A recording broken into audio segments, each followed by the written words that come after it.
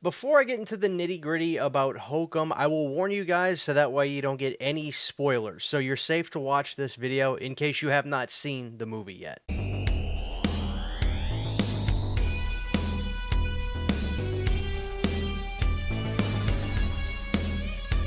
Hey guys, what's going on? This is your old pal CHH. I'm really excited today to talk to you guys about a horror movie that I was hearing was really good. And the name of that movie is Hokum, starring Adam Scott. If you know me, you know I don't watch trailers. I don't watch trailers because I don't want anything to spoil the movie for me. Trailers have become abysmal today, so I avoid them altogether. With that being said, the only thing I knew about Hokum was A, that it starred Adam Scott, and B, that it's more of a folk horror film. Now, folk horror is not something I'm really great at describing. I almost feel like folk horror movies are something you know it, you experience it. But in essence, I think folk horror films are movies that use, obviously, elements of folklore and really setting, things of superstition, and movies that really give you a sense of just impending doom almost. And, my experiences with folk horror movies are semi-limited, but I gotta be honest, I think that's fixing to change. I have seen some, of course, but I think this may be the movie that's going to make me a huge fan. Let's get into it, guys. Hokum, did I like it? The answer is a resounding hell yeah. This movie is by far the best movie I have seen this year. I think it obliterated every horror movie I've seen so far this year. That includes The Mummy, that includes Scream 7, you name it. Every movie I've seen so far this year, there's been some good ones. This movie, to me, proves that horror, when it's written well, when it's directed well, money is the least important factor. Star power, which Adam Scott is a movie star, but he's not like, oh my God, we gotta go see the new Adam Scott movie. He's not that kind of person. I'm talking about a good director with a clear vision that really uses the elements around him to make a movie scary. This is a textbook example of how to get people into a certain subgenre of movies that I think may not be into it yet. Because listen, I'm no expert on folk horror films. Like I said, I've seen some, but this movie blew me away.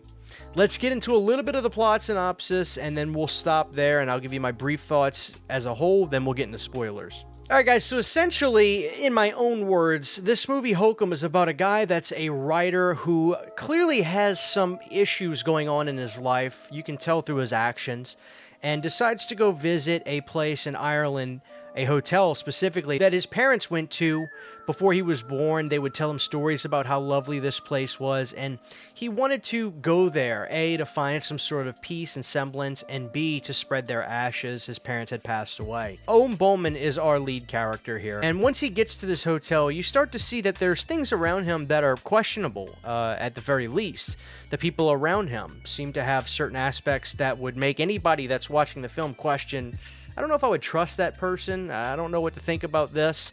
And that's where all this folk stuff comes into play. You start to hear stories. You start to see characters that kind of talk about things that seem incredibly outlandish and creepy, but the more you watch, the more things seem to play out. But what's really the center weight of this movie is the character of Owen Bowman. This is a character who has flaws, faults. You learn more about it as the film goes along, and you kind of don't like him. And that's what I liked about the character. It was like real. Okay, finally, we're not seeing some character that's, a goody two-shoes, that's polite to everybody. He's human, just rude. He's crude, and he has a short fuse. He has a short temper. But there's so much that involves why he's like that gets played out. You really get to understand his character in the film. I'm not one of those people that's really great at dissecting the script or dissecting stuff, but this was a clear example of, there's something going on with this guy. I want to figure out what it is. And you figure it out. They spell it out, but in such a nice way that you never really feel like, I don't get it. Like, why is he like this? What's going on?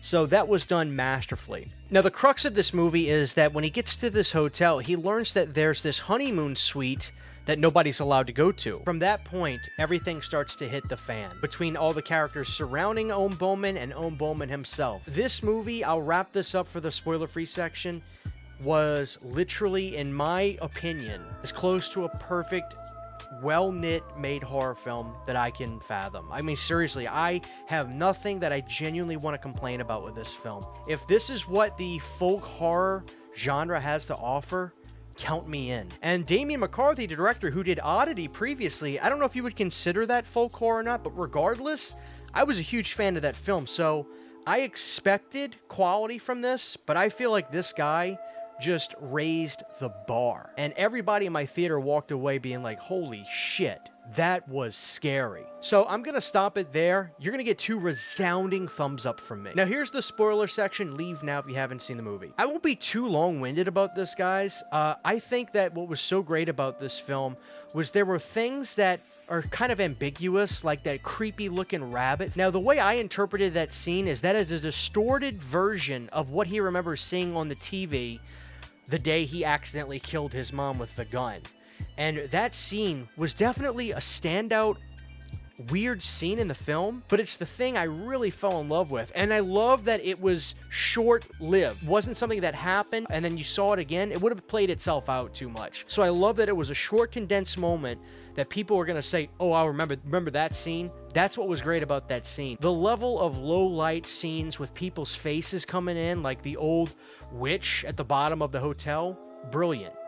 I'd never seen a face show up so gently in light before like that. Even better than films like the original Halloween. The way it was done in the theater and watching that film like that was incredible. The moments that really bothered me the most was when we see the girl that worked at the hotel that saved Ohm's life. When you see her dead body come up through that chute, it was haunting. Way more haunting than just seeing like a victim from like a slasher film.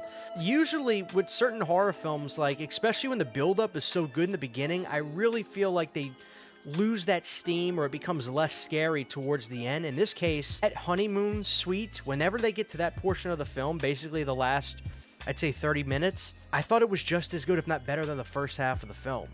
And that condensed feeling of those kinds of folk horror films was perfect in that aspect. I genuinely loved it. I'd say there's about 15-20% of ambiguity with this film that makes me think and wonder, but it also answers questions in a grand sense. At first, you're wondering, why did Hank try to kill himself in the film? Well, you understand why, because of what it did to his mom. What's going on with this kind of like drunkard guy that does the mushrooms outside? You understand, like, there's answers given, but there's still a little bit of wonderment about everything. I don't want to say this is a perfect horror film, but for me, I don't have any complaints. I really don't. Maybe when I rewatch it, there will be things that I'll say, what about that? Or maybe they could have pulled this back, but I don't have that moment in me right now. So ultimately, I'm a huge fan of this film. I genuinely give it 2 very positive thumbs up, and I walked away happy as a clam. I just really loved it. I thought the whole cast was good in this, and Adam Scott did such an amazing job. I felt like he was probably very passionate about the project. So this movie was scary. This was like, I think this is going to be the weapons of 2026. And if that's the case, to answer the question, did I like weapons more than Hokum? Did I like Hokum more than weapons? I liked Hokum more than weapons. I did. I just loved this film. I highly recommend it. I wasn't even supposed to be able to go to the movies tonight, but I went because I got called off of work. So I made lemons out of lemonade, and I loved it. I genuinely could not...